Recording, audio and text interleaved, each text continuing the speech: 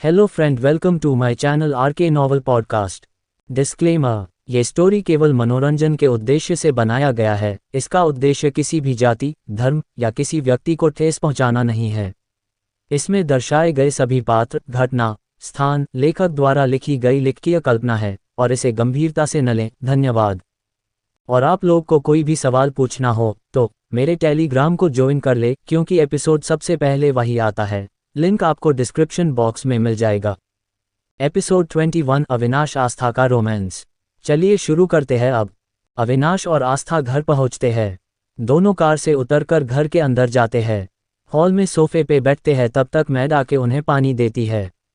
दोनों एक एक ग्लास पानी का लेके पीते हैं।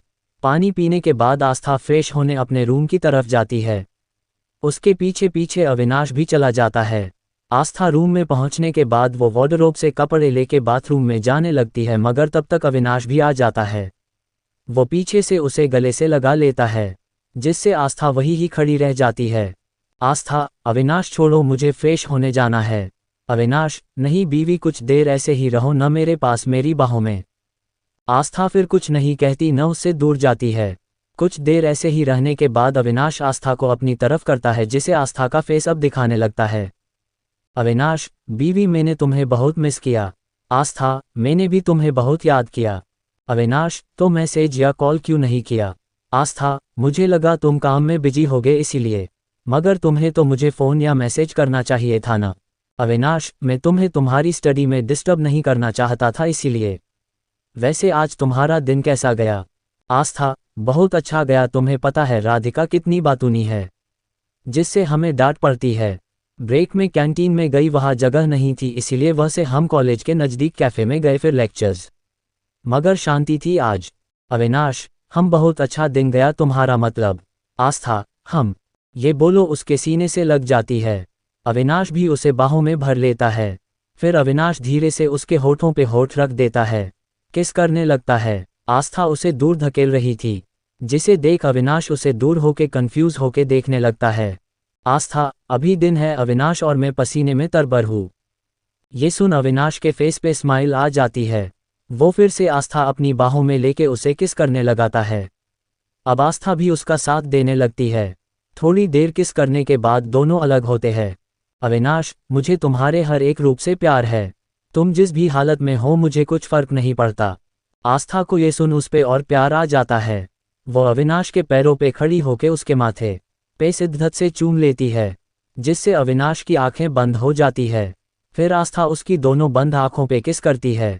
वहां से होते हुए वो अविनाश के दोनों गालों पे किस करती है। अंत में वो अविनाश के होठों पे होठ रख देती है, मगर उसे किस करना नहीं आता था। वो सिर्फ चॉकलेट जैसे उसके होठों को चूस रही थी। अविनाश फिर भी उसे नहीं रोकता और उसे महसूस करने लगता है। आस्था किस करते हुए ही अपने हाथों को अविनाश के शर्ट पे ले जाके बीच में से उसके शर्ट के बटन खोलने लगती है। अविनाश भी उसे नहीं रोकता, उसे वो को करना चाहती थी करने देता है। आस्था अपने हाथों से अविनाश के बटन को खोलते हुए उसकी शर्ट के सारे बटन खोल देती है। फिर वो उसे किस करना छोड़ उसे थोड़ी दूर हो जाती है। अविनाश भी अब अपनी बंद आंखों को खोल देता है। आस्था अब अपनी नज़र अविनाश के एब्स पे टिका देती है, जिसे देख वो अपना थूक निगलने लगती है। थोड़ी देर देखने के बाद उसके हाथ अपने आप अविनाश के एब्स को छूने लगते हैं, जिसे अविनाश की आंखें बंद हो जाती है। वो आस्था की तरफ बढ़ने लगता है। आस्था खोई हुई पीछे जाने लगती है। फिर पीछे की ओर जाते जाते आस्था बेड से टकरा के बेड पे गिर जाती है। फिर अविनाश जल्दी से उसे पलट देता है, जिसे आस्था अविनाश के ऊपर आ जाती है। कुछ देर दोनों एक दूसरे की आंखों में देखते रहते हैं, मगर कुछ देर बाद आस्था होश में आती है और दूर जाने लगती है। मगर अब अविनाश मदहोश हो चुका था। अविनाश, बीवी, क्या कर रही हो?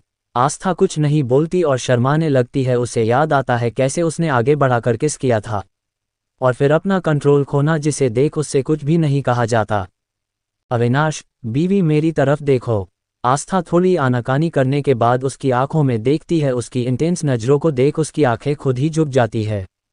अविनाश, बीवी, मुझे प्यार करो, मुझे तुम्हारे प्यार को महसूस करना है। आस्था न में अपना सिर हिलाती है तो अविनाश उसके चेहरे को पकड़ उसकी आंखों में देखने को मजबूर करता है और उसके एक हाथ को पकड़ अपने एब्स पे रख घूमने लगता है। आस्था भी कुछ देर में उसकी आंखों में खो के सब भूल जाती है।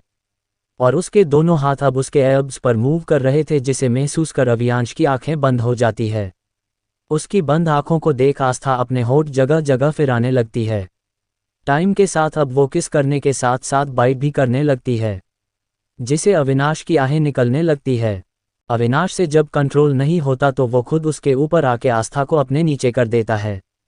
आस्था को देखते हुए वो उसके होठों पर पैशनेटली किस करने लगाता है और अपने हाथों को आस्था की बॉडी पे घुमाने लगता है। कुछ देर किस करने के बाद उसके होठों को छोड़ गर्दन पे किस करने लगाता है। फिर उसके कुर्ती को निकल देता है, फिर उसकी गर्दन हर जगह पर किस और बाइट करने लगाता है। धीरे धीरे नीचे की तरफ जाते हुए वो उसके पेट पर अपनी टंग गोल गोल फिराने लगता है, जिसे आस्था मचल उठाती है। अविनाश अब उसके पेट पर किस करने के साथ साथ उसकी स्किन को मुंह में लेके बाइट करने लगाता है, जिसे आस्था की आहें निकलने लगती है। अविनाश के दोनों हाथों ने उसकी कमर को पकड़ रखा था। क्या कभी आपको सवाल नहीं हुआ कि आस्था और अविनाश की शादी कैसे हुए? उसकी बेस्ट फ्रेंड को भी क्यों नहीं पता? क्या आस्था अपना बदला ले पाएगी या इस जन्म में भी मारी जाएगी? राज का आना अच्छा है या वो भी किसी मकसद से आया है? एपिसोड 22 आस्था को पास्ट याद आना। अविनाश आस्था की बेली पर किस कर अपनी टंग घुमा रहा था, जिससे वो मचल उठाती है। अविनाश फिर आस्था के उभारों पे हाथ रख देता है, जिससे आस्था की आहें तेज हो जाती है। अविनाश अब उसके साथ खेल रहा था। फिर थोड़ी देर बाद अविनाश अपनी पेंट निकलता है, फिर आस्था की लेगिस को भी निकलता है। फिर उसके गोरे पैरों पे अपने होंठ फिराने लगता है, जिसे आस्था अपने पैरों को छुड़ाने की कोशिश करती है मगर छुड़ा नहीं पाती। अविनाश फिर उसके होठों पे किस करने लगाता है। आस्था जॉब उसकी ज़रूरत थी, वो अब उसे अपने सामने के लिए रेडी थी, जिसे आस्था की चीख निकल जाती है और आंखों में आंसू आ जाते हैं। इसीलिए अविनाश कुछ देर उसे किस करता है और उसके पैरों पे हाथ घुमाने लगता है, जिसे आस्था नॉर्मल हो। आस्था जब नॉर्मल होती है तो वो अपनी कमर को मूव करने लगता है। कुछ देर बाद आस्था को भी अच्छा लागत है, वो भी उसका साथ देने लगती है।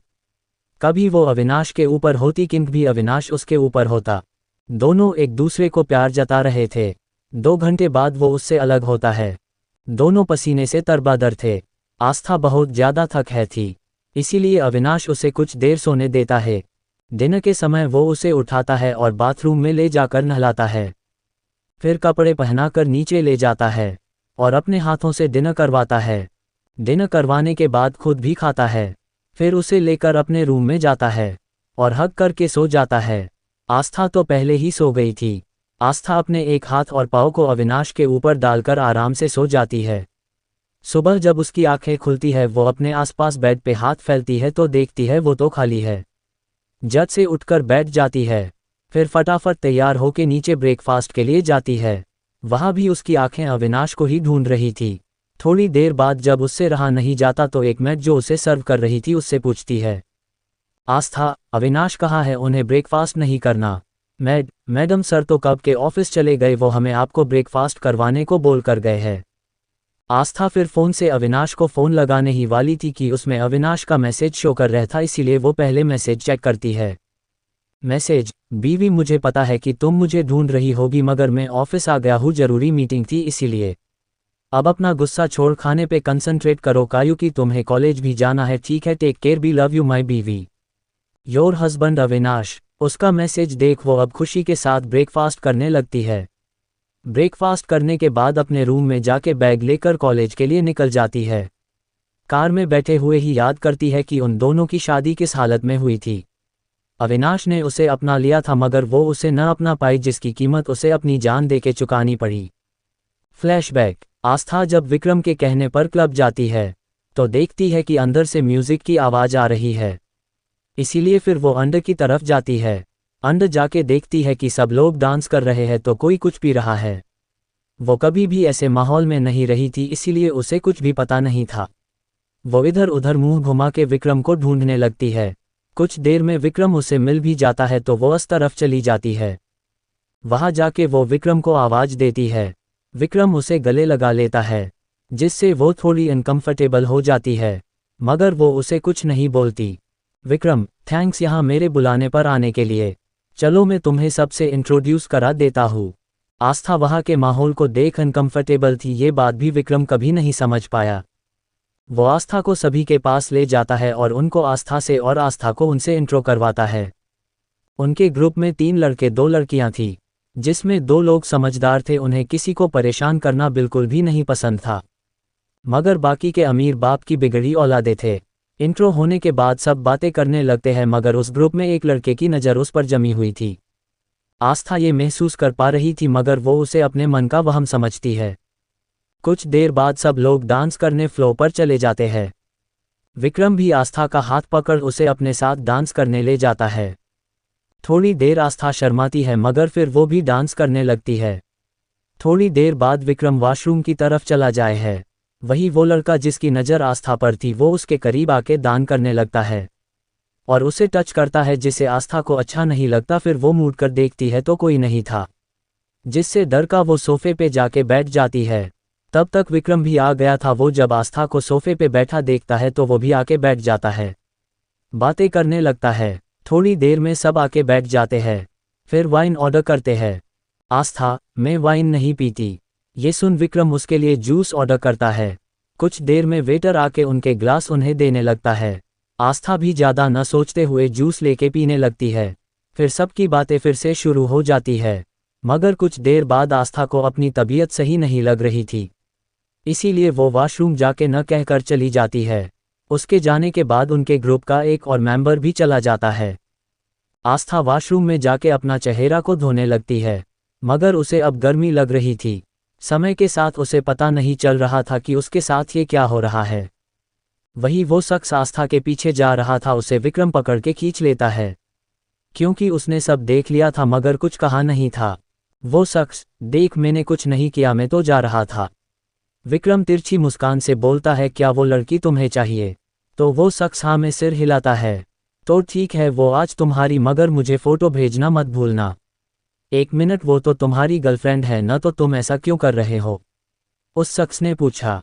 विक्रम, वो मेरी कोई नहीं है, मैं तो उसके साथ प्यार का नाटक कर रहा हूँ। तुम्हें चाहिए तो बोलो वरना जाओ, मैं तुम्हें अपना मकसद नहीं बता सकता। वो शख्स ठीक है कहकर चला जाता है। विक्रम के फेस पे क्रिपी स्माइल आ जाती है और मन में बोलता है, अब मैं भी देखता हूँ आज तुम्हें बर्बाद होने से कौन बचाता है। एपिसोड 23, आस्था का पास्ट को याद करना, flashback 2। Flashback continue. Aastha washroom में अपने चेहरे पर पानी डाल रही थी, मगर उसे उसको राहत नहीं मिल रही थी, उसे गर्मी लग रही थी। वो थोड़ी देर बाहर आती है, मगर तब उसे उसके पीछे किसके होने का एहसास होता है। वो पीछे मुड़ के देखती है, वो वही शख्स था, जिसे देख वो डर जाती है। वो वहां से जाने लगती है, मगर वो शख्स उसे पकड़ लेता है। आस्था अब अपना होश खो रही थी, इसी का फ़ायदा उठाकर वो आदमी उसे ले जाने लगता है, मगर किसी तरह आस्था उसके पकड़े हाथ को काट लेती है, जिसे उसकी पकड़ उस पे कम हो जाती है। वो भागने को होती है, मगर फिर वो शख्स उसे पकड़ लेता है, जिससे आस्था अपने आप को छुड़ाने की कोशिश करती है। थोड़ी देर कोशिश करने के बाद भी जब वो छूट नहीं पाती, तो वो अब अपनी पूरी ताकत लगाकर उसके दोनों पैरों के बीच जोर से किक मारती है, जिसे ये शख्स उसे छोड़ देता है। वो वहां से ऊपर की तरफ भागती है, जहां वीविप के लिए रूम अवेलेबल होते थे। आस्था को होश नहीं था, उसे किसी भी तरह अपनी इज्जत बचानी थी। वो थोड़ी देर बाद लिफ्ट में जाके ऊपर के फ्लोर का बटन प्रेस करती है। लिफ्ट 3 आवाज़ के साथ ऊपर के फ्लोर पे जाके रुकती है। आस्था बाहर आती है। वो सब रूम में चेक करती है, क्योंकि वो शख्स उसके पीछे आ रहा था, मगर वो तब तक लिफ्ट में चली गई थी। वो जब एक रूम का दरवाज़ा खुला देखती है तो उस रूम में जाके अंदर से दरवाज़ा लॉक कर देती है। वो सीधा बेड पे जाके गिर जाती है, क्योंकि उसे अब ये गर्मी सहन नहीं हो रही थी। उस रूम में कोई नहीं था, मगर वॉशरूम से पानी गिरने की आवाज़ आ रही थी। मगर जब वो शख्स दरवाज़ा खुलने की आवाज़ सुनाता है तो जल्दी खुद को टॉवल लपेट कर बाहर आता है। वही आस्था को तो कोई आवाज़ नहीं आ रही थी, क्योंकि उसे पूरा नशा हो गया था। वो शख्स बाहर आके देखता है तो कोई लड़की उसके बेड पे पड़ी थी। ये देख उसे बहुत गुस्सा आता है, क्योंकि किसी की हिम्मत नहीं थी कोई ऐसे ही उसके रूम में चला आए। वो बेड के पास जाता है। सही समझे भाई लोग, वो और कोई नहीं, हमारी कहानी का हीरो अविनाश ही था, जो मीटिंग के लिए यहाँ आया था, मगर अब लेट हो गया था, जिससे वो यही रुक गया, क्योंकि सुबह उसे इसी मीटिंग के बारे और कुछ डिस्कशन करना था। उसके साथ उसका असिस्टेंट भी था, जो दूसरे रूम में रुका हुआ था। वही अविनाश थोड़ा ज़्यादा आज थक गया था, इसीलिए रूम में आने के बाद डायरेक्ट वो शावर लेने चला गया। मगर जब दरवाज़ा खुलने की आवाज़ से वो जल्दी से बाहर आया। अविनाश, ये लड़की तुमको जिसने भी भेजा हो सीधे बोल रहा हूँ यहाँ से चली जाओ वरना मैं क्या करूँगा उसका तुम्हारे दिमाग में कभी ख्याल भी नहीं आया होगा। आस्था ये सुन के भी कुछ रिएक्ट नहीं करती तो अविनाश उसके पास जाके उसे झटके से सीधा करता है, जिसे आस्था का फेस उसके सामने आ जाता है। दूध सा गोरा चेहरे, नीली आंखें, खुले बाल, शॉर्ट ड्रेस में वो कयामत लग रही थी। मगर उसकी नीली आंखें नशे में लाल हो गई थी। वो अपने कपड़े उतारने की कोशिश कर रही थी। अविनाश उसे देख अपना कंट्रोल को रहा था क्योंकि उसने आज तक इतनी खूबसूरत और मासूम लड़की नहीं देखी थी, मगर फिर भी खुद पे कंट्रोल करता है। अविनाश, कौन हो तुम और यहाँ क्या कर रही हो? आस्था ड्रग के नशे में ही आस्था बोलती है और उसे अपने पास खींच लेती है, जिससे अविनाश उसके ऊपर आ जाता है मगर वो पूरा अपना भर उस पे नहीं डालता। अविनाश, और तुम्हें यहाँ किसी ने भेजा है? ये सुन आस्था कुछ नहीं बोलती, उसके बॉडी को देखने लगती है क्योंकि उसने अपर बॉडी पे कुछ नहीं पहना था। तभी उसे दरवाज़ा नॉक होने की आवाज़ आती है, जिसे अविनाश कुछ देर इग्नोर करता है क्योंकि उसे आस्था से खुद के सवाल का जवाब चाहिए था। मगर जब नॉक करने की आवाज़ बढ़ती जाती है तो वो आस्था के ऊपर से खड़ा होता है और अपने टॉवल को बंद करता है अच्छे से क्योंकि आस्था के अचानक खींचने से वो ढीला हो गया था। फिर दरवाजे की ओर जाने लगता है मगर आस्था उसे जाने नहीं देती तो अविनाश कुछ देर उसे देखता है, फिर उसे ब्लैंकेट से कवर कर देता है। फिर वो दरवाज़ा खोलने चला जाता है। अविनाश जब दरवाज़ा खोलता है तो अनजान शख्स को देख अपनी गहरी आंखों से गुस्से के साथ उसे देखने लगता है, जिसे देख वो शख्स कहता है, वो शख्स, sorry sir for disturb you, यहाँ कोई लड़की आई है क्या? क्योंकि वो मेरी गर्लफ्रेंड है मगर गलती से उसने शराब पी थी तो क्या वो यहाँ आई है? बिल्कुल सही समझे सब लोग, ये शख्स और कोई नहीं विक्रम था। जो शख्स आस्था का पहले पीछा कर रहा था वो उसका दोस्त था। उसके दोस्त को जैसे ही आस्था बहुत ढूंढने पर नहीं मिली तो घबराहट में उसने विक्रम को कॉल कर बुला लिया और सब बता दिया। इसीलिए दोनों मिलकर दोनों ढूंढने लगते हैं और ढूंढते ढूंढते वो अविनाश के कमरे के बाहर पहुंच गए।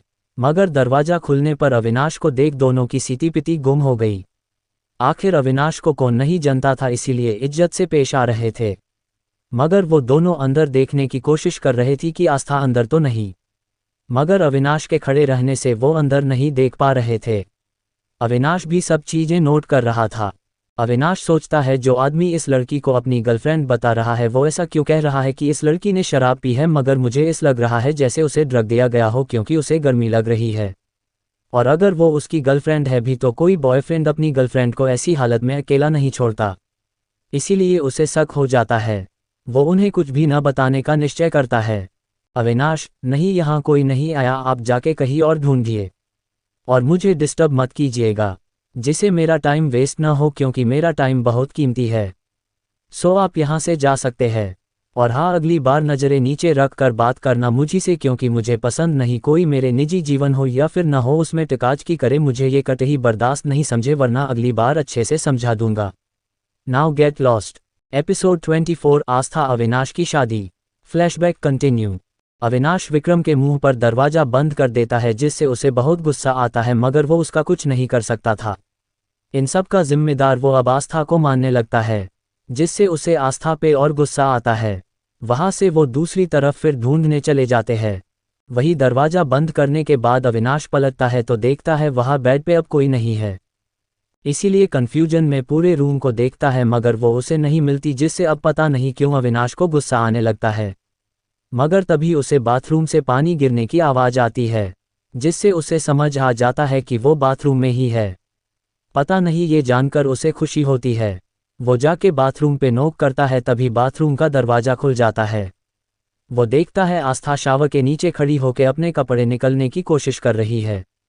ये देख वो जल्दी से उसके पास जाता है वो उसे रोकने के लिए। वो जल्दी से आस्था के पास पहुंचकर इसके दोनों हाथों को पकड़ लेता है, जिसे आस्था की नज़र उस पे जाती है तो उस पर से अपनी नज़र नहीं हटा पाती। मगर उसे देख उसके शरीर को गर्मी बढ़ने लगती है जिसे वो सहन नहीं कर पा रही थी, जिसके चलते वो अपने हाथों को छुड़ाने की कोशिश करती है मगर अविनाश के कस के हाथ पकड़ने से वो खुद को छुड़ा नहीं पाती। इसीलिए वो अपनी पैरों से कोशिश करती है मगर उसके पैरों को बीच में ही अविनाश अपने पैरों से रोक देता है, जिससे उसकी शक्ल रोने जैसी हो जाती है। आस्था, आप कौन हैं? मेरे कमरे में क्या कर रहे? अविनाश छोटी आंखें कर इस लड़की को देखता है जो खुद दूसरे के कमरे में आती थी और उसे बोल रही थी कि वो उसके कमरे में क्या कर रहा है, मगर वो कोई जवाब नहीं देता। जिसे आस्था उसी गूंगा समझ लेती है जो बोल नहीं सकता। आस्था कुछ और कहती कि उसे गर्मी बढ़ने लगी, अब उसका शरीर जलने लगा था। इसीलिए वो अविनाश से कहती है, आस्था मुझे बहुत गर्मी लग रही है। ये बोलकर वो उसे चिपकने की कोशिश करती है क्योंकि उसके पास जाने से उसे ठंडक मिल रही थी, जिससे वो उसके और करीब जाने लगती है और अपने होठों को उसके चेहरे की तरफ बढ़ाने लगती है।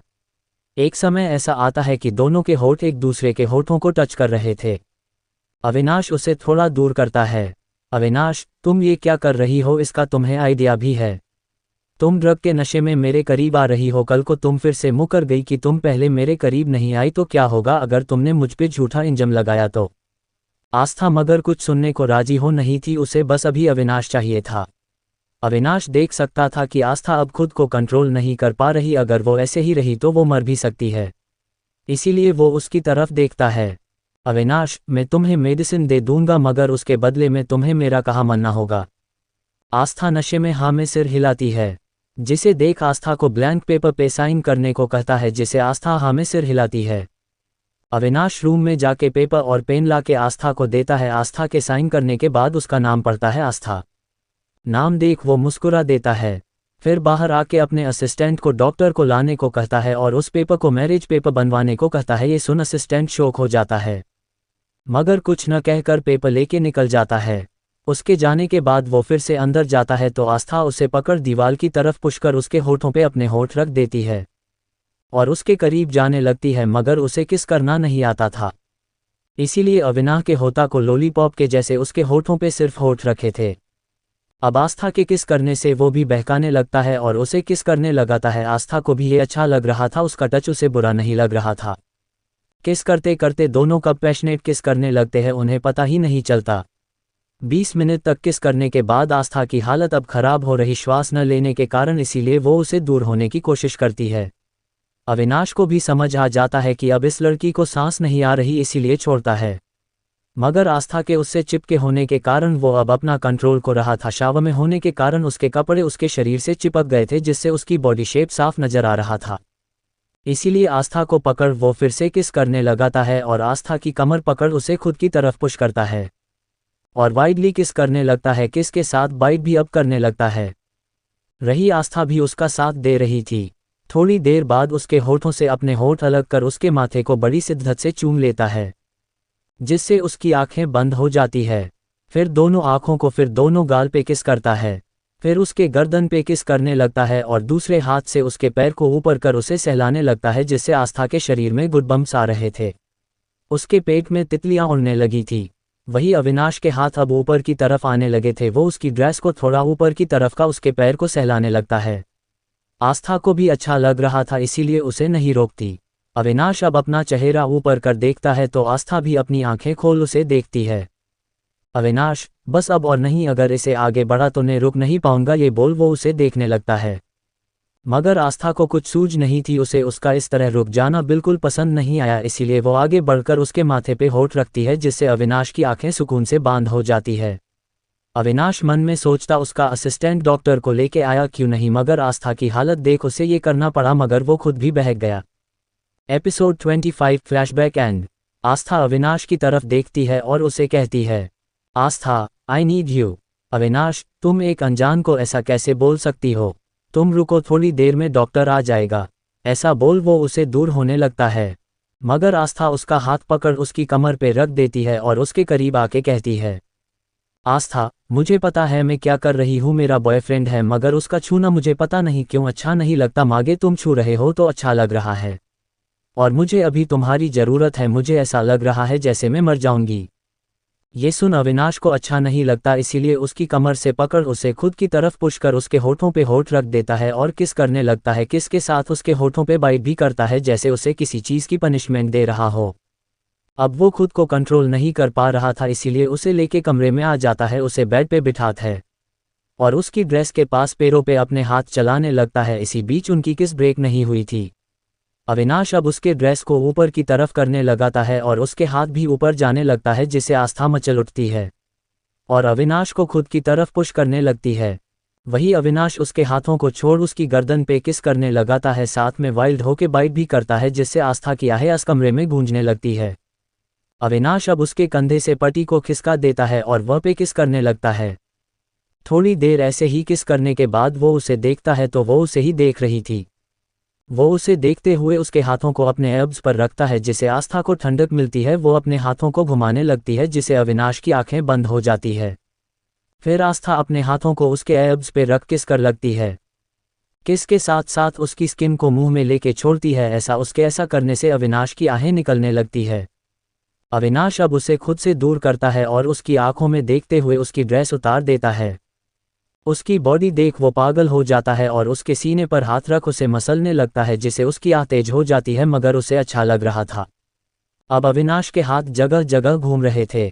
वो अब अपना टॉवल भी निकाल देता है और आस्था के बाकी बचे कपड़े भी उसके प्राइवेट पार्ट पर हाथ ले जाता है जिसे आस्था चिहुंक उठाती है। अविनाश को जब आस्था तैयार लगती तो उसके अंदर समा जाता जिसे आस्था को तेज दर्द होता है। वो आंखें बंद कर इस दर्द को सहने की कोशिश करती है। ये देख अविनाश को यकीन आता है कि इस लड़की का ये फर्स्ट टाइम था, इसीलिए वो उसके होठों पे होठ रख देता है जिससे उसका ध्यान भटके। और ऐसा ही होता है। थोड़ी देर में आस्था नॉर्मल होए के उसका साथ देने लगती है। उनका ये प्यार सुबह जाके रुकता है। दोनों फिर सो जाते हैं। सुबह जब अविनाश की आंखें खुलती है तो अपने ऊपर एक लड़की को देख हैरान हो जाता है, मगर थोड़ी देर बाद उसे रात का सारा मंजर याद आ जाता है जिसे उसके चेहरे पे मुस्कान आ जाती है। फिर बाजू में पड़े फ़ोन उठाकर वो आस्था की इन्फॉर्मेशन निकलने का अपने असिस्टेंट को कहकर फ़ोन काट दिया है। फिर आस्था के सिर पे किस कर वो नहाने चला जाता है। नहाने के बाद तैयार होके बाहर सोफे पे बैठ उसके उठने का इंतजार कर रहा था। थोड़ी देर बाद आस्था की नींद खुलती है मगर खुद को अनजान कमरे के में पके उसकी हवाएं उड़ जाती है। फिर खुद के ब्लैंकेट के अंदर देखती है कि उसने कपड़े नहीं पहने और कुछ नीले बादामी निशान है। ये देख वो घबरा जाती है। वो उठने की कोशिश करती है मगर दर्द के मारे उठ नहीं पाती। तब उसे अपने पास किसी के होने एहसास होता है। वो अपना सिर उठा के देखती है तो बेहद हैंडसम आदमी उस पास खड़ा था। वो उसे ही देख रहा था। वो उसे कुछ कहने को कोशिश करती है तो अविनाश कहता है, अविनाश पहले फ्रेश हो जा फिर बात करेंगे। फिर उसे उठा के वॉशरूम के तरफ चला जाता है। उसे बाथरूम में उतर के वापस रूम में जाके कपड़े उसे देता है और फिर फ्रेश होने को कहता है। आस्था भी धीरे धीरे चलते हुए आईने के सामने जाती है। खुद की हालत देख वो चौंक जाती है और रोने लगती है। थोड़ी देर बाद खुद को संभाल के वो जल्दी तैयार होके कपड़े पहनने के बाद बाहर निकलती है। वही अविनाश को जब दरवाज़ा खुलने की आवाज़ आती है तो अपने टैब को वही रखकर उसके पास जाके फिर से गोद में उठा के सोफे पे बिठाता है और उसे नाश्ता करने को कहता है। आस्था, देखिए मुझे आपसे बात करनी है। रात को हुआ अभी वो इतना ही बोली थी कि अविनाश पहले उसे नाश्ता करने को कहता है। उसके डर से वो बेचारी जल्दी नाश्ता करने लगती है। नाश्ता खत्म होने के बाद वो बोल पड़ती है, आस्था देखिए रात को भी हुआ उसे भूल जाए, वो पता नहीं कैसे हो गया। मेरा ऑलरेडी एक बॉयफ्रेंड है, मैं उसे बहुत प्यार करती हूँ, प्लीज़ मुझे जाने दीजिए। आस्था की बात सुन अविनाश उसे देखता है क्योंकि उसे उसकी सारी इन्फॉर्मेशन निकाल ली थी। अविनाश, मगर हम दोनों की शादी हो चुकी है।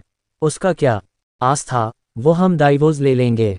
ये सुन अविनाश को गुस्सा आता है मगर कंट्रोल करता है। उसकी हाथों की उंगलियां भींच गई थी। वो कहता है तुम्हारा अच्छा है, पहले फ़ायदा उठा लो फिर शादी करो, सुबह डाइवोर्स। मगर एक बात जान लो, मैं कभी तुम्हें डिवोर्स नहीं दूंगा। तुम्हें अपने बॉयफ्रेंड को छोड़ना होगा। आस्था, मैं उसे नहीं छोड़ सकती, मैं उसे प्यार करती हूँ। अविनाश, कोई नहीं, तुम्हें भी मुझसे प्यार हो जाएंगे वक्त बिताने के साथ। अब से तुम मेरे साथ मेरी वाइफ बनकर रहोगी। ये बोल उसे लेके चला जाता है। वो कोशिश करता कि वो उसे प्यार करने लगे क्योंकि विक्रम अच्छा लड़का नहीं था, वरना वो खुद छोड़ देता उसे उसकी खुशी के लिए। मगर आस्था अब ऐसी हरकतें करने लगी जिसे अविनाश उसे छोड़ दे, और ये सब आइडिया उसकी बहन देती। विक्रम उसके साथ प्यार का दिखावा करता। फिर एक दिन उसने आस्था को डाइवोर्स दे ही दिया क्योंकि उसने उसकी माँ के आखिरी निशानी को तोड़ दिया और नया ने क्या क्या उसके बारे में उसके परिवार वाले को बारे बोला जिसे उसने डाइवोर्स दे दिया। फ्लैशबैक एंड एपिसोड 26 आस्था का जानवी की पोल खोलना। आस्था कॉलेज जाते हुए फ्लैशबैक में खोई हुई कब पहुंच गई पता ही नहीं चला। ड्राइवर के आवाज़ देने से वो होश में आए और कार से बाहर निकली। फिर ड्राइवर को उसने जाने के लिए कहा। ड्राइवर भी चला गया। थोड़ी देर इंतजार करने के बाद राधिका भी आ गई जिसे दोनों साथ में कॉलेज के अंदर गए। जब वो दोनों अंदर गए तो उनको वहाँ जानवी मिल गई। को उनसे पहले आ गई थी, उसके साथ विक्रम भी था। वैसे आपको बता दूं कि इस जन्म में भी आस्था विक्रम की मुलाकात हो चुकी है, मगर बात अभी आगे नहीं बढ़ी। अभी विक्रम ने आस्था को पर्पस नहीं किया, इसीलिए आस्था मन ही मन भगवान को थैंक यू बोल रही थी। जाह्नवी ने जब आस्था को आते हुए देखा तो वो जल्दी से उसके पास आए। जाह्नवी, गुड मॉर्निंग दीदी, कैसी है आप? आस्था, अच्छी हूँ, ये बोल वो जाने लगती है कि विक्रम पूछता है, विक्रम, आस्था? आस्था रुक जाती है। विक्रम, क्या तुम मेरी दोस्त बनोगी? आस्था, नहीं। उसके तुरंत माना कर देने से राधिका, जाह्नवी, विक्रम तीनों ही उसके तरफ देखने लगते हैं, जिसे समझ आस्था को भी समझ आ जाता है कि उसने ओवर रिएक्ट कर दिया। अभी उन्हें कुछ नहीं पता कि मुझे इन दोनों के बारे में सब पता है, इसीलिए खुद को संभालती है। आस्था, सॉरी विक्रम, मगर मैं तुम्हें से दोस्ती नहीं कर सकती क्योंकि मुझे अभी अपने करियर और लाइफ में फोकस करना है। मैं अभी तुम्हें जानती ही कितना हूँ, तुम सब लड़के एक जैसे होते हो, पहले दोस्ती करते हो, फिर गर्लफ्रेंड बनाते हो, फिर उनके पास से पैसे लेकर या उनके साथ खेलकर तुम दूसरी गर्लफ्रेंड बना लेते हो, इसीलिए मेरा कुछ भी इरादा नहीं है से मैं तुमसे दोस्ती नहीं कर सकती। विक्रम, हड़बड़ा के नहीं, मेरा वो मतलब बिल्कुल भी नहीं था, मैं तो बस तुमसे दोस्ती करना चाहता था और कुछ नहीं। आस्था, फिर भी? इस बार जाह्नवी कहती है। जाह्नवी, आस्था, वो तो सिर्फ दोस्ती करना चाहता था, तुम ओवर रिएक्ट क्यों कर रही हो? आस्था मासूम बन के, दीदी आपने ही तो कहा था कि सब लड़के एक जैसे होते हैं और मुझे उनसे दूर रहना चाहिए क्योंकि मैं मासूम हूं तो कोई भी फायदा उठा सकता है। फ्लैशबैक, एक बार जब आस्था और जाह्नवी स्कूल में थी तो दोनों साथ में ही स्कूल जाती और आती। ये बात स्टैंडर्ड 11 की है। तब आस्था साइंस की स्टूडेंट थी, पढ़ने में भी होशियार थी। तब वैलेंटाइन डे के दिन एक उनके क्लास के हैंडसम लड़के ने उसे प्रपोज किया था। आस्था भी मन ही मन उसे पसंद करती थी क्योंकि वो उम्र ही ऐसी होती है कि अट्रैक्शन हो ही जाता है। आस्था को भी था, मगर आस्था को समझ नहीं आ रहा था कि क्या जवाब दे, इसीलिए बाद में कहने का बोलती है। घर आके वो सोचती है क्या जवाब दे। उतने में उसके पास जाह्नवी आती है और पूछती है क्या हुआ है, कहाँ खोई हुई हो?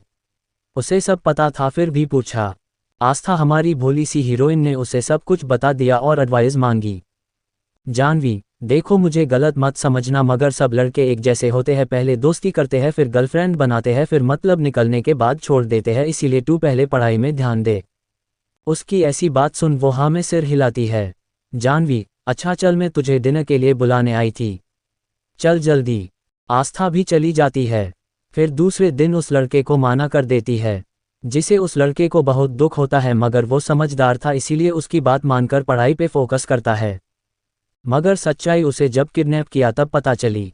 एक दिन जाह्नवी आई और उसने बताया कि उसने ऐसा इसीलिए बोला था क्योंकि वो उसे प्यार करती थी, मगर उस लड़के को तू पसंद आ गई। मैं ऐसा कैसे होने देती, मैं तुझे खुश कैसे देख सकती थी, इसीलिए मैंने जानबूझकर ना बोलाए। ये बोल जोर जोर से हंसने लगती है।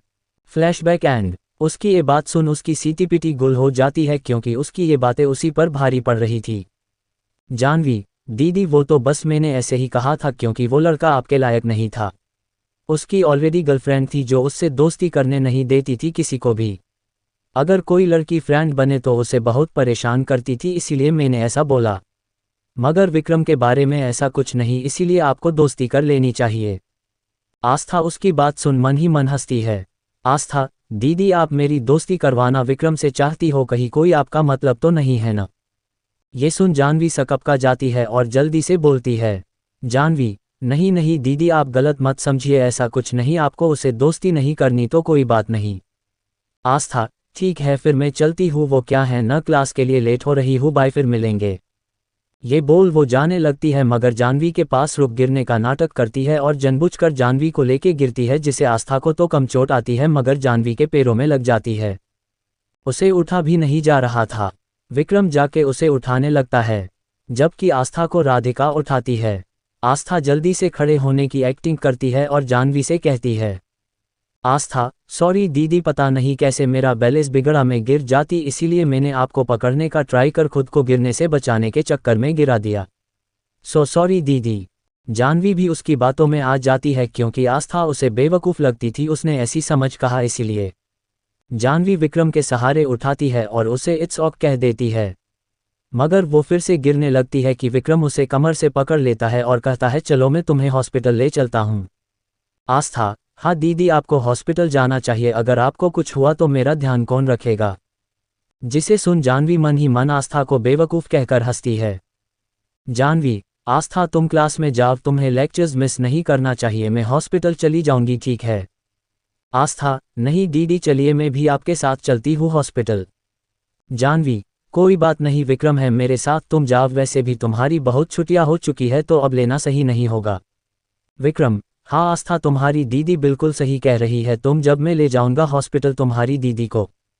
ठीक है फिर भी मैं चलती हूँ, आप फिर फ़ोन करके बता देना डॉक्टर ने क्या कहा, ठीक है। आस्था, राधिका, यार मार तो नहीं वरना दिमाग कम हुआ तो तेरे को हैंडसम जीजा कहाँ से मिलेगा, ये बोल शर्माने की एक्टिंग करने लगती है। ये सुन आस्था की जोर से हंसी छूट पड़ती है, जिसे देख राधिका को भी अच्छा लगता है, चलो इसका मूड सही तो हुआ। राधिका, चल अब पानीपुरी, पिज्जा और उसके साथ कोल्ड कॉफ़ी ऑर्डर करते हैं, आज उस जानवी को सबक सिखाने का सेलिब्रेशन करते हैं। आस्था, ठीक है। फिर दोनों फिर से पिज्जा पानीपुरी कॉफ़ी ऑर्डर करती है और उस पर टूट पड़ती है। दोनों बच्चों के जैसे खा रही थी, वहां बैठे सभी लोग उन्हें देख रहे थे मगर इन्हें कहाँ किसकी चिंता थी, दोनों खाने में मशगूल थे। थोड़ी देर बाद पिज्जा का लास्ट पीस के लिए दोनों झगड़ने लगते हैं। आस्था, अरे आप यहाँ, ये सुन राधिका पीछे मुड़ती है, तभी आस्था पिज्जा का स्लाइस उठा के खा लेती है। एपिसोड 28, जानवी का प्लान अगेंस्ट आस्था। आस्था और राधिका मस्ती से खा रहे थे। आस्था ने चालाकी से राधिका का ध्यान भटकाए हुए पिज्जा का लास्ट पीस खा लिया, जिसे देख राधिका का मुंह बन गया। राधिका, आस्था ये तो चीटिंग है, तुम ऐसा कैसे कर सकती हो। Aastha, everything is fair in friendship, ये बोल हंसने लगती है। राधिका भी मुस्कुरा देती है, फिर बिल पे दोनों प्रैक्टिकल क्लासेज के लिए निकल जाती है। वहीं दूसरी तरफ विक्रम और जानवी हॉस्पिटल पहुंचते हैं। दोनों जानवी के पैर को डॉक्टर को दिखाएं। डॉक्टर, इन्हें कुछ नहीं हुआ, बस मोच आ गई है, आज आराम करेगी तो ठीक हो जाएगा, ये स्प्रे है इन्हें लगा दीजिएगा। उसके बाद डॉक्टर चले जाते हैं। विक्रम जानवी के पास बेड पे बैठकर इसके पैरों पे स्प्रे लगाने लगता है, जिसे जानवी को दर्द महसूस होता है, उसकी आंखें भींच जाती है। विक्रम के स्प्रे लगाने के बाद वो जानवी को उठा के घर ले जाता है, फिर उसे अंदर ले जाता है। लीला जी को की सोफे पे बैठ के टीवी सीरियल देख रही थी, तभी जानवी को अंदर आता देख और लांगड़ाता देख जल्दी से उसके पास जाती है, उसे दूसरी तरफ से पकड़ उसे सोफे पे बिठाती है, फिर पूछती है, लीला जी क्या हुआ तुम्हारे पैर को, क्या तुम गिर गई, तुम्हें दर्द हो रहा है, आखिर गिरी तो गिरी कैसे, ऐसे एक के बाद एक क्वेश्चन पूछने लगती है। जानवी जब अपनी मोम के क्वेश्चन सुनती है तो पहले उन्हें शांत होने का कहती है। लील जी भी बैठ जाती है, उन्हें विक्रम को देख आश्चर्य नहीं हुआ, आखिर उन्हें भी सब कुछ पता था, इसीलिए उन्हें कोई क्वेश्चन नहीं किया। वो भी चाहते थे कि जानवी की शादी विक्रम से हो, क्योंकि विक्रम भी अमीर परिवार से था, ये बात अलग थी कि वो अविनाश जितना अमीर नहीं था। अगर अविनाश से जानवी की शादी हो तो ठीक, वरना विक्रम तो है ही। जानवी फिर लीलाओं को आज जो भी कॉलेज में हुआ सब बताने लगती है, कैसे आस्था का जवाब देना, विक्रम से दोस्ती न करना, फिर उसका गिराना, जिसे सुन लीला जी को बहुत गुस्सा आता है आस्था पे। लीला, उस कमीनी की हिम्मत कैसे हुए तुम्हें गिराने की, मैं उसे अभी सबक सिखाऊंगी। ये बोल वो कॉल करने ही जा रही थी कि जानवी अपनी मोम को रोक लेती है और कुछ सोचने लगती है, मगर उसकी माँ कहाँ मानने वाली थी, उन्होंने आस्था को कॉल मिला दिया, जिसे देख जानवी तुरंत उनके कॉल को काट देती है, जिसे लीला उसकी तरफ देखने लगती है। जानवी, मोम अगर आपने कुछ कहा तो उसे हम पर शक हो जाएगा और फिर उसे वो राज भी पता चल जाएगा जो सही नहीं है, हमें उससे प्रॉपर्टी के पेपर साइन करवाने हैं। लीला, तो क्या मैं ऐसे ही देखती रहूं, देखो उसने तुम्हारे पैर का क्या हाल कर दिया है।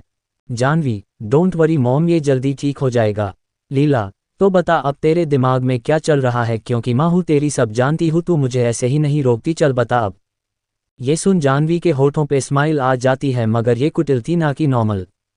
जानवी, वाह मोम, आप तो मुझे अच्छे से जानने लगी है। लीला, मैं नहीं जानूंगी तो कौन जानेगा, आखिर मैंने ही तुम्हें पैदा किया है और पाला है। ये सुन जानवी मुंह बनाती है, फिर एक्साइटेड हो जाती है अपना प्लान बताने के लिए। जानवी, मोम अब मेरा बर्थडे आने वाला है, क्यों न इस बार पार्टी क्लब में रखे। उसकी ऐसी बातों को सुन लीला कंफ्यूज हो जाती है, मन में सोचती है ये क्या बोल रही है, मैं इसे उस लड़की को सबक सिखाने के बारे में पूछ रही हूँ और ये मुझे अपने बर्थडे के बारे में बताने लगी है। वो कन्फ्यूजन भरे चेहरे के साथ जानवी की तरफ देखती है। जानवी जब अपनी माँ का कन्फ्यूजन भरा चेहरा देख अपना माथा पीट देती है। जानवी, मोम जब क्लब में पार्टी रखेंगे तब तो आस्था को बुला पाएंगे। ये सुन लीला समझ जाती है उसकी बेटी क्या सोच रही है। फिर जानवी अपने प्लान को एक्सप्लेन करने लगती है। जानवी, मोम आस्था को हम मेरे बर्थडे के लिए क्लब बुलाएंगे जिसे बेवकूफ़ जरूर आएंगी, क्योंकि उसकी नज़र में अभी मैं उसकी बहन हूँ जो उसका भला चाहती है। वो जब क्लब में आएंगी तो हम उसे ड्रिंक पिला देंगे जिससे वो होश में न रहे, जिसका फ़ायदा उठाकर हम उससे प्रॉपर्टी के पेपर साइन करा देंगे। फिर उसे विक्रम के साथ एक रूम में फ़ोटोज लेके उस अविनाश को भेजेंगे, जो अपनी पत्नी को सती सावित्री मानता है। जिसे उसका भरोसा टूट जाएगा वो उसे डाइवोर्स दे देगा, जिससे जो प्रॉपर्टी मिलेंगी वो भी हम उससे छीन लेंगे, फिर उसे भयानक मौत देंगे। लीलाजी को भी ये प्लान अच्छा लगता है, वो राजी हो जाती है। मगर अब विक्रम के दिमाग में तो अलग ही खिचड़ी पक रही थी। विक्रम, मन में तुम कितनी भोली हो बेबी, तुम्हें लगता है मैं तुमसे प्यार करता हूँ? बिल्कुल नहीं, बस मुझे तो तुम्हारे अपना मतलब निकलने से मतलब है जो मैं कभी भी पूरा कर सकता हूँ। मगर तुम्हारी बहन तुमसे भी सुंदर है, मैं ऐसा मौका कैसे जाने दे सकता हूँ? मुझे तो उसके भी मजे लेने हैं। ये बोल डेविल स्माइल करता है। वही विक्रम के इरादा से अनजान दोनों माँ बेटी अपने प्लान पे खुश हो रही थी। वही आस्था को भी नहीं पता था कि उसके खिलाफ षड्यंत्र रच चुका है। वो तो आराम से प्रैक्टिकल क्लासेज ले रही थी, क्योंकि उसे अपना सपना पूरा करना था और अच्छा डॉक्टर बनना था। फिर छुट्टी टाइम पे आस्था राधिका को भी बोलकर जाने को कहती है, क्योंकि उसने अभी तक उसकी शादी के बारे में उसे नहीं बताया था। मगर उससे छुपाने का कोई उसका इरादा नहीं था, मगर वो सही टाइम की राह देख रही थी। वो सीधा उस पे बॉम्ब नहीं देखना चाहती थी। एपिसोड 29, आस्था का अविनाश की ऑफिस जाना। आस्था ने अभी तक राधिका को अपनी शादी के बारे नहीं बताया था, इसीलिए वो उसे पहले भेज देती है। जब राधिका अपनी स्कूटी लेके चली जाती है तो आस्था भी अपनी कार में आके बैठ जाती है। उसके बैठते ही ड्राइवर ड्राइव करना शुरू कर देता है। वहीं पीछे बैठी आस्था अपना सिर पीछे की ओर बैठकर आंखें बंद कर देती है। तभी उसे अविनाश का ख्याल आता है कि वो क्या कर रहा होगा इस वक्त। ये सब सोच वो अविनाश को मैसेज करती है, मगर अविनाश नहीं देखता। ये देख थोड़ी उदास हो जाती है। पिछली लाइफ में उसने अविनाश को बहुत परेशान और इग्नोर किया था, लेकिन इस जन्म में जब वो उससे बात नहीं कर लेती तब तक उसे चैन नहीं मिलता था। इसीलिए इस बार उसने कॉल किया। थोड़ी देर रिंग जाने के बाद दूसरी तरफ से उसके कॉल को ऊपर लिया गया। अविनाश, हेलो। आस्था ने अब चैन की सांस ली कि अब अविनाश ठीक है। आस्था थोड़ी देर कुछ नहीं बोली तो अविनाश फिर से बोला, अविनाश, हेलो, क्या हुआ बीवी? आस्था, आपने मेरे मैसेज का जवाब क्यों नहीं दिया? वो थोड़ा गुस्से में बोली। ये सुन अविनाश तुरंत बोला, अविनाश, बीवी फ़ोन साइलेंट पर था और मैं काम में बिजी था इसीलिए। आस्था अब थोड़ी शांत होती है। आस्था, तो क्या मैंने आपको डिस्टर्ब किया? वो ना आपने मैसेज का जवाब नहीं दिया तो मुझे आपकी चिंता हो रही इसीलिए। अविनाश, कोई बात नहीं बीवी, तुम्हारे लिए मैं हमेशा फ्री ही हूँ। क्या तुम घर पहुँच गई? आस्था, नहीं, अभी कार में हूँ, अभी घर जा रही थी। अविनाश, आस्था, वैसे आपने लंच तो किया था ना?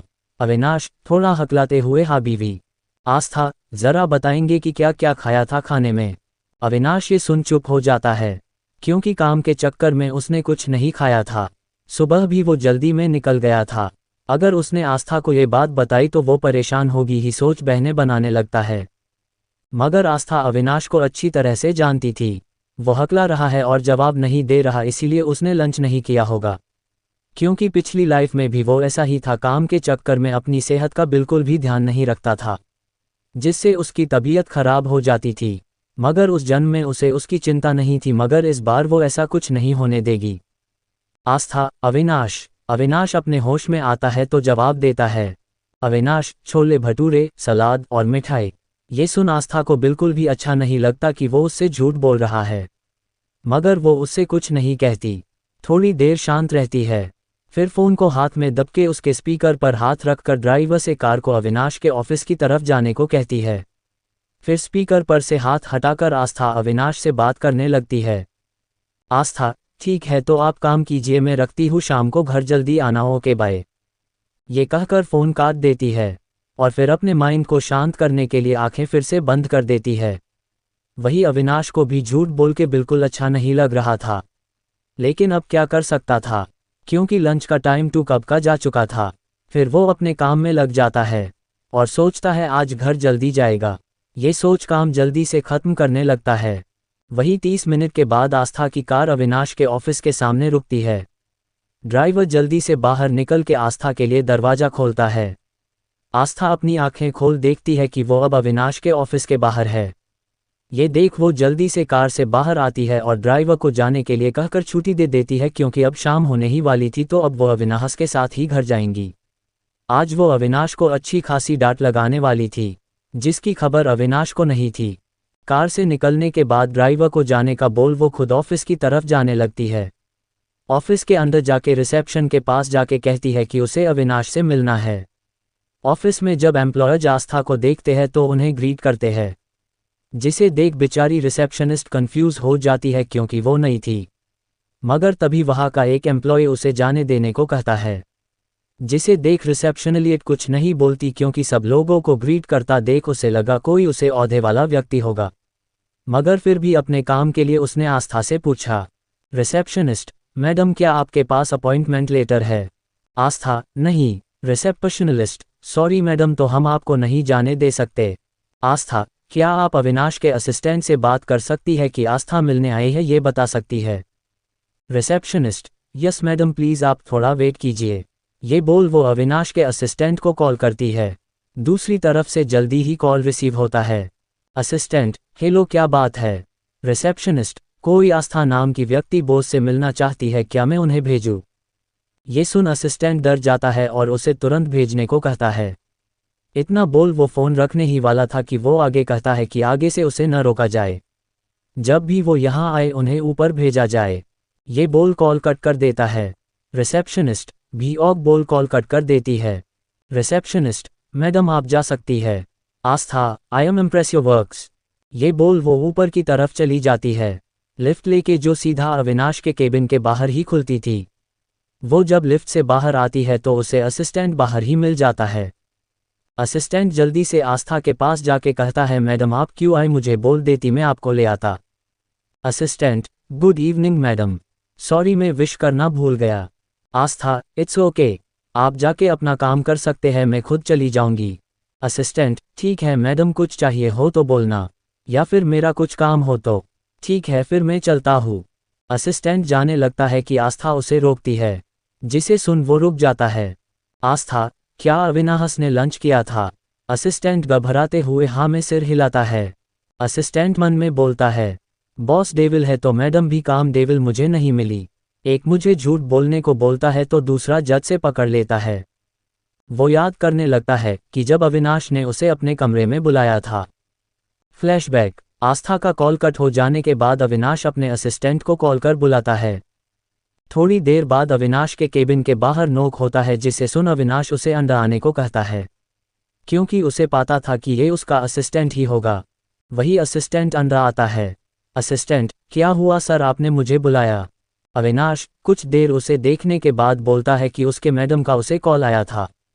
असिस्टेंट ना में सिर हिलाया, जिसे देख अविनाश राहत की सांस लेता है। अविनाश जब तुम्हारी मैडम का फ़ोन आए तब तुम उन्हें बताना कि मैंने लंच कर लिया है। उसे पता नहीं लगाना चाहिए कि मैंने लॉन्च नहीं लिया, वरना तुम्हारी खैर नहीं। असिस्टेंट ये सुन मन ही मन अविनाश को भला बुरा कहता है, क्योंकि बेचारे की हिम्मत नहीं थी कि वो अपने बॉस के सामने कुछ बोल सके। असिस्टेंट मगर सर मैडम को पता चल गया तो क्या होगा? ये सुन अविनाश गुस्से के साथ उसकी तरफ देखता है, जिसे वो डर जाता है। असिस्टेंट जल्दी से अपने आप को एक्सप्लेन करता है। असिस्टेंट मैं उन्हें कुछ नहीं बताऊंगा। अविनाश राहत की सांस लेके बोलता है, तो कैसे पता चलेगा उसे? फिर ठीक है बोलकर कुछ काम की बात करता है और आज रात की मीटिंग कैंसिल करने को कहता है। Assistant okay sir. अविनाश ठीक है अब तुम जा सकते हो। असिस्टेंट ठीक है सर अब मैं जाता हूँ। अविनाश हम उसके बाद असिस्टेंट चला जाता है। फ्लैशबैक एंड वो अपनी सोच से तब बाहर आता है जब उसे आस्था की आवाज़ सुनाई देती है। आस्था तुम सच बोल रहे हो? असिस्टेंट है मैडम, मैं आपसे झूठ क्यों बोलूँगा? आस्था लगता है अविनाश से कहकर इस महीने की सैलरी आधी करवानी ही पड़ेगी, वो चाहे जैसे भी हो। असिस्टेंट मैडम आप ये क्या बोल रही है? आस्था सच, क्योंकि मुझे झूठ बोलना और बोलने वाले लोग बिल्कुल भी पसंद नहीं है। मेरा सिर दुख रहा है और तुम ऊपर से झूठ बोल रहे हो। असिस्टेंट मैडम लगता है मेरा फ़ोन बज रहा है, मैं चलता हूँ। ये बोल जल्दी से 9:11 हो जाता है। अपनी केबिन में पहुंचकर राहत की सांस लेता है। असिस्टेंट, हाँ बच गया मैडम से झूठ बोलना कितना कठिन है। ये सब आपके वजह से हो रहा है सर, ना आप काम में इतना डूबते, नहीं आप अपना लंच कंप्लीट करना भूलते, नहीं मुझे मैडम से झूठ बोलना पड़ता। अब से मैं ही याद से आपको लंच का याद कराऊंगा, वरना मुझ में हिम्मत नहीं कि मैं मैडम से पंगा ले सकूं। ये बोल वो एक गहरी सांस लेके पानी का पूरा ग्लास पी जाता है। फिर अपनी चेयर पे जाके काम करने लगता है। वहीं दूसरी तरफ आस्था अभी असिस्टेंट जिस तरफ गया इस तरफ देख रही थी। थोड़ी देर बाद होश में आती है और फिर अविनाश के केबिन की तरफ जाती है। केबिन के पास पहुंचने के बाद वो डोर पे नॉक करती है, मगर इसे कोई रिस्पॉन्स नहीं मिलता है, जिसे देख वो दोबारा नॉक करती है। वही अविनाश अभी अपनी चेयर पे बैठकर काम किया जा रहा था। जब वो बार बार गेट नॉक होने की आवाज़ सुनाता है तो इरिटेट हो जाता है। अविनाश, गुस्से में कम इन कहता है, जिसे सुन आस्था अंदर आती है, मगर अभी भी अविनाश का ध्यान अपने लैपटॉप पे था। उसकी उंगलियां लैपटॉप पे स्पीड में काम कर रही थी। काफ़ी समय तक कोई आवाज़ नहीं आती, जिसे देख वो गुस्से में ऊपर की तरफ देखता है। वही जब वो ऊपर देखता है तो उसे आस्था नजर आती है, जो गुस्से में हाथ बंधे उसे ही देख रही थी। जिसे देख अविनाश की हवाएं उड़ जाती है। वो जल्दी से अपना काम बंद कर देता है और जल्दी से खड़ा होकर आस्था के पास जाने लगता है। वही आस्था ने अभी भी एक शब्द भी अविनाश से नहीं कहा था। अविनाश को नहीं पता था कि आस्था को पता है कि उसने लंच नहीं किया, इसीलिए वो नॉर्मली इसके पास जा रहा था। वही आस्था भी अविन को खुद के पास आता देख रही थी। मेज कुछ कहा नहीं। अविनाश जल्दी से उसके पास गया और उसे गले से लगा लिया, मगर आस्था ने उसे नहीं लगाया।